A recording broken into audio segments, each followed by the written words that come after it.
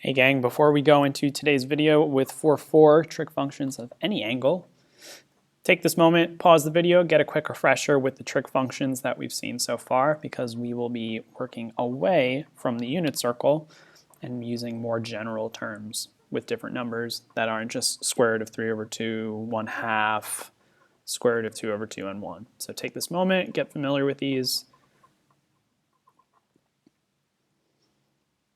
All right, let's move ahead now that you can recall that.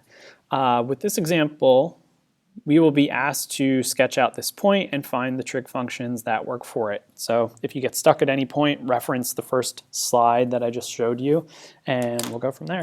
So they're saying that point P is at the coordinate 1, -3 on the terminal side of theta, so this area starting here. Find each of the trig functions for theta. Well, 1, -3 will be over 1 in the x direction, then down 3 in the y, making this triangle. So notice that we went down 3. And I think in the previous video I mentioned that once you have your triangle drawn out, you may want to separate it from what's going on. So let's redraw the triangle. Let's draw theta inside here. Let's draw our length here of 1, and our height here still stays as -3 because we want to give respect to that. So if we go for our 6 trig functions, sine of theta is going to be opposite over the hypotenuse. So -3 over, well, let's get the hypotenuse real quick. Pythagorean Theorem it up. 1 squared plus -3 being squared. 1 plus 9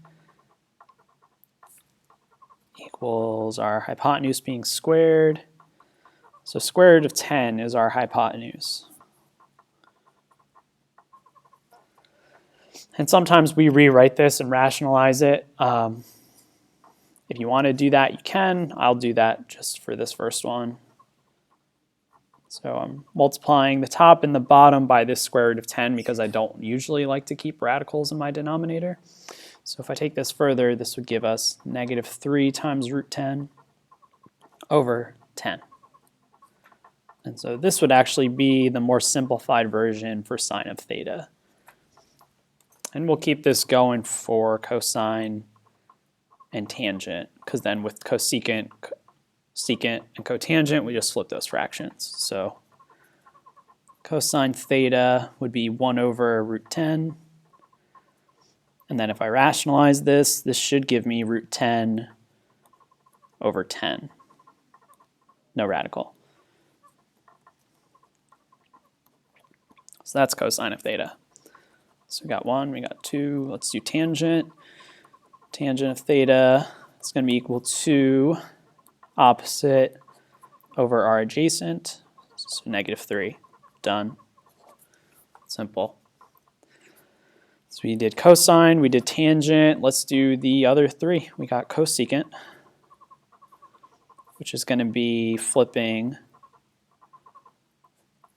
our sine of theta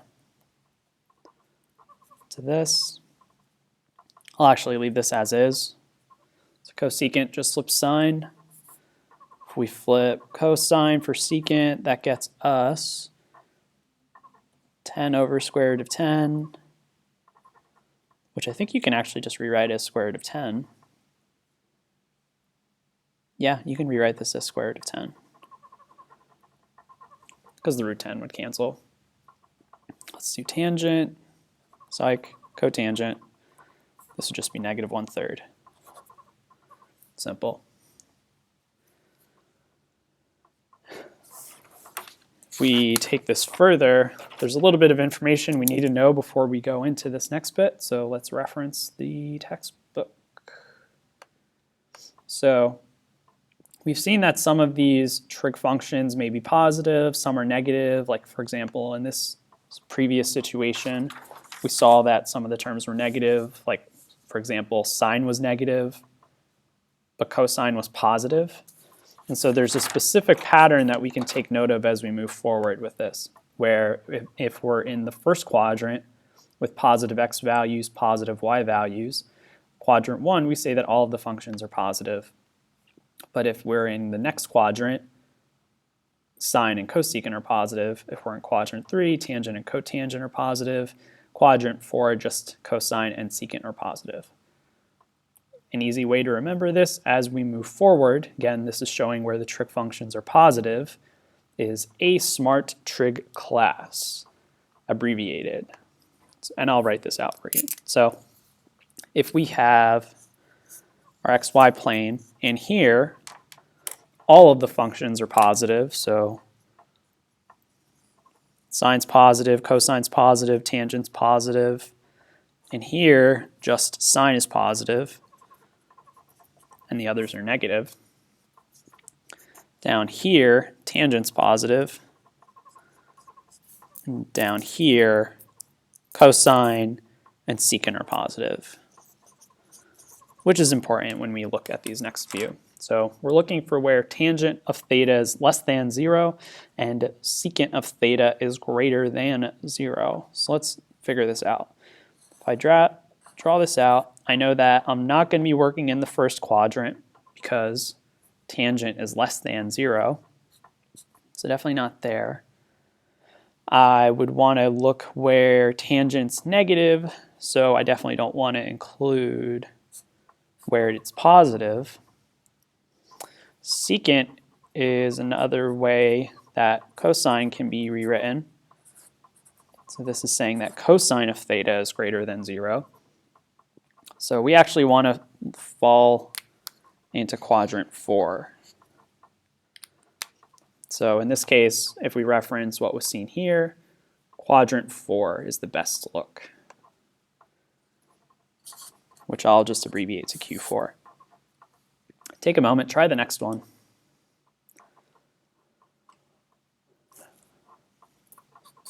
This one I think is pretty simple.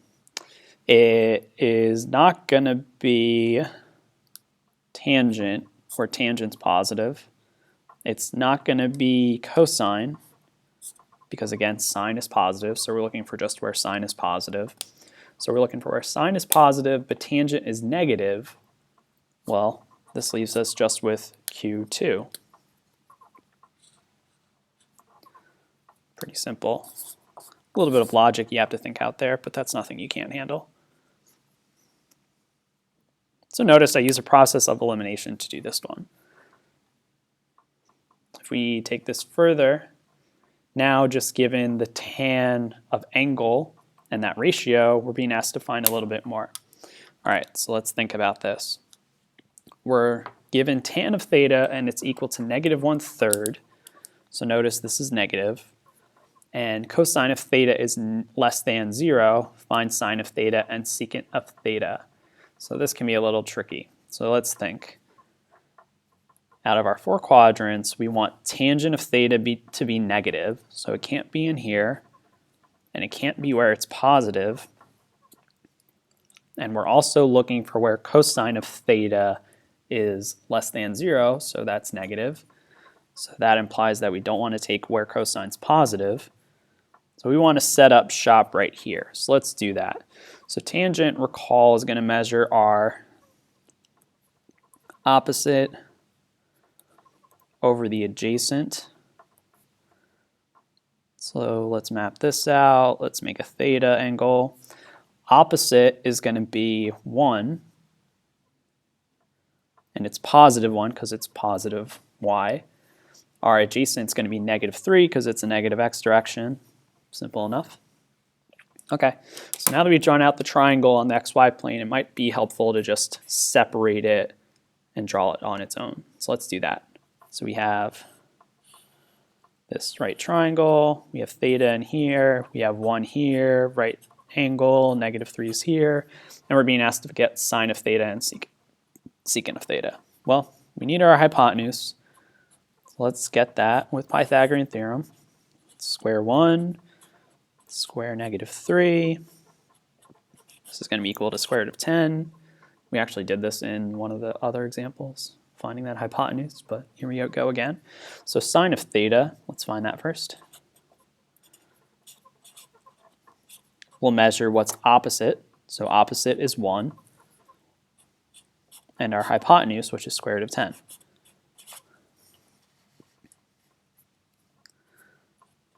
So if we rationalize this, we could call this square root of 10 over 10. Both work, but I prefer to rationalize when possible and when I'm not feeling lazy. So I'll leave that up to you. Secant of theta, recall, is 1 over cosine of theta. So let's get cosine of theta first. So cosine of theta is going to be equal to -3 over the square root of 10. This is important because we need this to get secant of theta. And if we're going for secant of theta, we can flip this. So secant of theta is really just going to be negative square root of 10 over 3. So boom, we got secant of theta. We got sine of theta. Notice that we needed to get cosine of theta to get secant of theta. That's okay, that happens. Hope this was helpful. If you have any questions, let me know. Thanks for watching.